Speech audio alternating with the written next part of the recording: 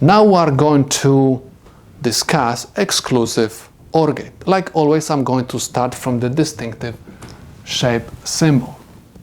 Okay, so this is the symbol of the exclusive OR gate.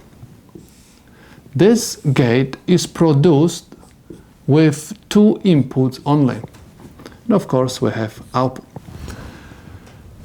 You can also draw it, exclusive OR gate, by using rectangular outline symbol. Okay, we have two inputs, input A and input B, and we have also the qualifying symbol, and we have output X. But most of the time you are going to use the distinctive shape symbol. Next, we're supposed to learn the truth table of this gate. We have two inputs, we have A, B, that's why we are going to have four combinations. We have 0, 0, 0, 1, 1, 0, 1, 1, X.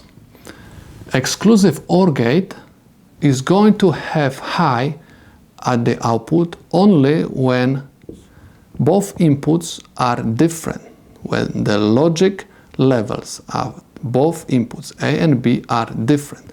When the logic levels are the same, output is going to be 0. And this is the truth table for the exclusive OR gate. Okay? If it comes to the logic expression, okay, when we have exclusive OR and we have two inputs A and B, at the output you are going to have expression looking like this: A, exclusive, okay, positive sign in the circle, B. This is the exclusive sign, okay? And this is basically the logic expression for this gate. So, for example, if you will have expression looking like this: B, exclusive OR D.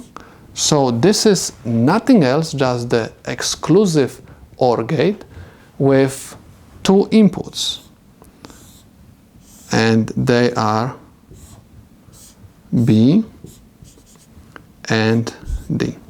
Okay, now let's do some problems with exclusive OR gates.